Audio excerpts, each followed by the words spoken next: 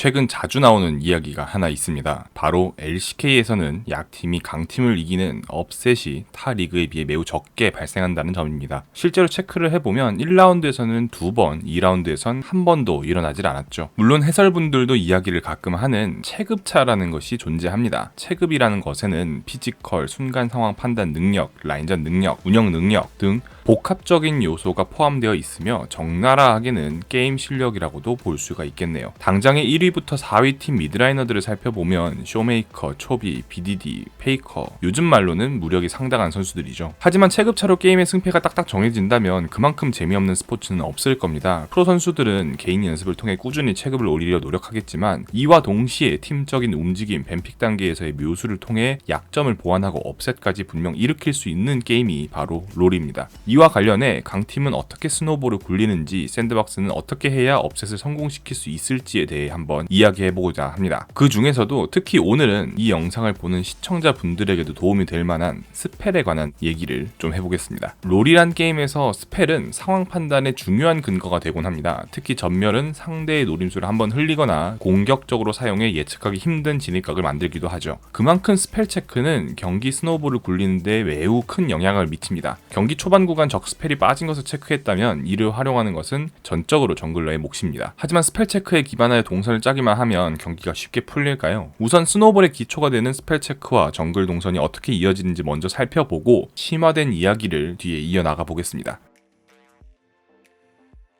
샌드박스와 다이나믹스 3세트 경기입니다. 샌드박스 쪽에서는 1렙이 강한 트페, 노틸, 리신의 이점을 살려 초반 블루 인베를 들어갔고 적서폿의 전멸을 빼는데 성공합니다. 이에 따라 리신은 아래쪽 캠프 시작 후 3캠프 3렙 동선을 설계합니다. 바텀도 이에 맞추어 라인을 당기면서도 빅 웨이브가 쌓여 갱에 대한 리스크가 커지지 않게끔 적당히 라인을 지워줍니다. 다이나믹스 바텀 쪽에서도 미리 이 점을 어느 정도 예상하고 와드를 설치한 후 바텀 쪽 두꺼비를 먹으며 백업각을 봐주고 있었으나 트런들 백업 이전에 깔끔하게 선취점을 가져갑니다. 만약 판테온의 전멸이 있었다면 전멸로 스킬을 적당히 흘려낸 후 트런들의 역갱으로 오히려 손해를 볼 가능성이 있던 갱킹입니다. 또한 바텀 킬을 따주어 주도권을 잡은 것에 근거해 아군 아래 캠프를 스킵하고 적정글로 들어가 적극적으로 상대 정글을 몰아내죠. 자연히 첫 드래곤까지 상당히 이른 타이밍에 가져올 수 있게 됩니다. 모두 판테온의 전멸이 빠진 점을 활용한 것으로 일어난 스노우볼이죠. 여기서 기억해야 할 점은 킬을 따낸 것뿐만 아니라 이를 바탕으로 이후 이득까지 굴려나갔다는 것이 중요합니다. 이러한 초반 스노우볼로 이 경기는 이변 없이 승리하게 되었습니다. 그렇다면 LCK 강팀과의 경기도 한번 분석해 보겠습니다.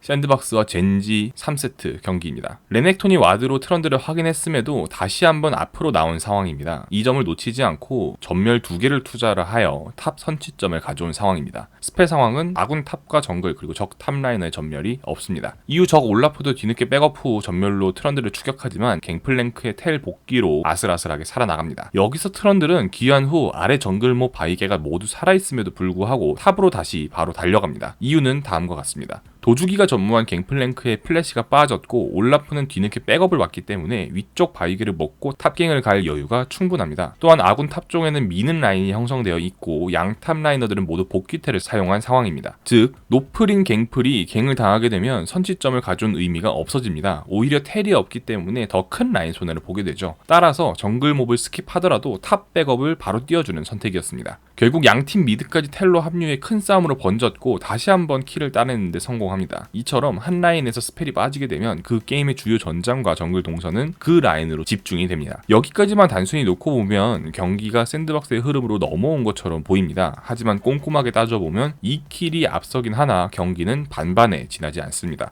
첫 갱에서의 레넥톤 킬은 레넥톤이 라인을 밀고 있었기 때문에 라인 손해가 크지 않습니다. 텔 복귀를 할 수 있었기에 더욱 그렇죠. 반면 젠지의 올라프는 본인이 먹을 수 있는 정글들을 모두 먹은 후 백업을 갔기 때문에 정글 성장 차이가 그 순간 3캠프가 벌어지게 됩니다. 또한 샌드박스 입장에서 탑 웨이브가 미는 빅 웨이브가 형성이 되었으니 백업을 갈 수밖에 없는 상황이었었죠. 트런들이 본인 성장을 포기할 수밖에 없는 상황이 만들어진 겁니다. 결국 올라프를 따내는데 성공했으나 상황이 종료된 이후 정글 CS 차이는 20대 40, 2배 차이로 정글 성장 차이가 크게 벌어지게 됩니다. 이 점 때문에 젠지는 첫 용도 수월하게 가져올 수 있게 되죠. 샌드박스가 주도적으로 갱킹을 시도했고 스펠 체크를 활용해 동선을 짰음에도 젠지에게 끌려다니게 되는 상황이 일어난 이유가 바로 여기에 있습니다. 또한 이 게임의 분기점이 된 블루 카정 압박입니다. 우선 조이는 블루를 먹을 것을 염두에 두고 마나를 아낌없이 사용하며 라인을 푸시했습니다. 하지만 아지르가 먼저 라인을 푸시한 뒤 올라프와 함께 블루 쪽으로 압박을 넣어 트런들이 블루를 먹을 수밖에 없게끔 만듭니다. 이에 따라 마나가 부족한 조이는 귀환을 할 수밖에 없었고 이 타이밍에 전령을 내주고 말죠. 이 전령은 이미 상대방의 용을 내준 시점에서 샌드박스가 절대 내주면 안 될 전령이었는데도 말이죠. 결국 초반 2킬이 무색하게 게임이 젠지 쪽 흐름으로 급격하게 넘어가 버립니다. 정리를 해볼게요. 우선 모든 프로팀들이 스펠 체크를 열심히 하고 스펠이 없는 라인 쪽 위주로 동선을 잡아 노림수를 던지는 것들은 어느 정도 잘 합니다. 하지만 그런 동선 설계를 진행하였을 때 라인 이득과 정글 캠프 차이까지 순간순간 판단해서 콜을 해주는 것에는 실력 차가 나는 경우가 많았습니다. 아까의 경기를 다시 살펴볼까요?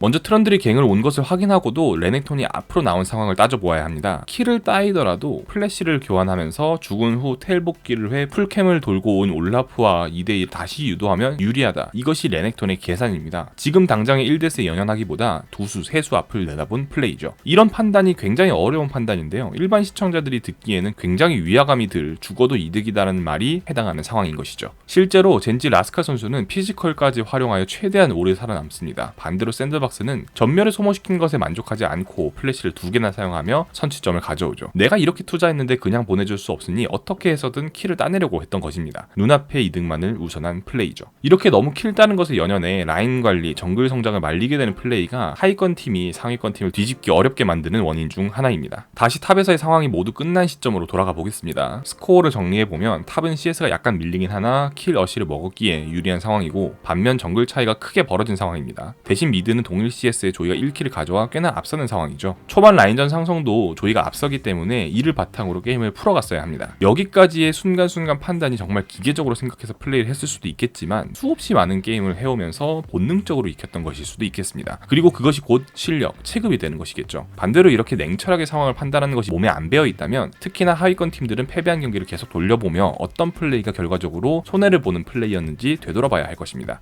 다시 경기로 돌아와 보죠. 탑쪽 사건이 터진 이후로 아무리 정글 성장 차이가 벌어졌다 한들 너무 쉽게 첫 용을 내주고 맙니다. 이 점이 업셋이 일어나지 않는 두 번째 이유라고 생각합니다. 본인들의 강점을 제대로 살리지 못하고 너무 쉽게 상대에게 이득을 내주게 되는 것이죠. 해설가분들이 늘 하시는 말이 있습니다. 본인들 이득은 너무 힘들게 보는 반면 상대에게는 너무 쉽게 이득을 내준다. 이 말이죠. 이 첫 용 또한 조이의 강점을 바탕으로 먼저 용을 가져오지 못할지언정 어느 정도 막으려는 시도는 충분히 할 수 있었다고 봅니다. 혹은 용을 내주었다면 전멸이 없는 레넥톤 쪽의 트런들과 함께 갱킹을 다시 시도하는 것도 한 가지 방법이 되었을 수 있겠습니다. 하지만 얻어내는 것 없이 손해만 누적된 모습이죠. 설상가상으로 우위를 점해 먼저 교전에 합류해야 할 조이가 마나 부족으로 집 타이밍이 강제되어 전령까지 내주게 되니 게임이 완전히 넘어가 버렸다. 이렇게 얘기를 해도 무방합니다. 맨 처음 살펴보았던 다이나믹스와의 경기 양상과는 사뭇 다른 모습입니다. 킬을 따냈음에도 이 점을 더 큰 이득으로 굴리지 못했을 뿐만 아니라 역으로 상대에게 이득을 내주었죠. 하위권 팀이 강팀을 이기기 위해선 절대 반반으로는 부족합니다. 팀 기량 차이나 당연히 날 수밖에 없기 때문이죠. 따라서 더더욱 본인들이 강점을 얻어 이득을 굴릴 틈이 생겼다면 이를 놓치지 말아야 합니다. 설령 그것의 확률이 높지 않다 하더라도 말이죠. 시도를 한다면 30-40% 확률로 얻어올 수 있지만 시도를 하지 않는다면 확률은 0%입니다. 그리고 이것이 현 시즌 LCK와 타 리그의 가장 큰 차이점이라 보고 있습니다. 다이나믹스와의 경기와 같이 확률이 8대2 혹은 9대1 정도의 확실한 상황이 아니라면 이렇다 할 시도를 하지 않는 게 아닌가. 강팀을 상대하더라도 좀 더 기세에서 밀리지 않고 시도를 해보는 게 어떨까, 이런 부분들이 좀 아쉬웠습니다. 이런 측면에서 LPL 등 타국 리그에서는 6대4 심지어는 51대 49의 상황일지라도 본인들이 근거가 있다면 적극적으로 교전을 설계하고 스노우볼을 굴리고자 시도하고 이런 모습들을 우리가 배워야 하지 않나 싶습니다. 그런 시도를 투박하다고 보기엔 국제대회 주도권을 내준 지 오래되었습니다.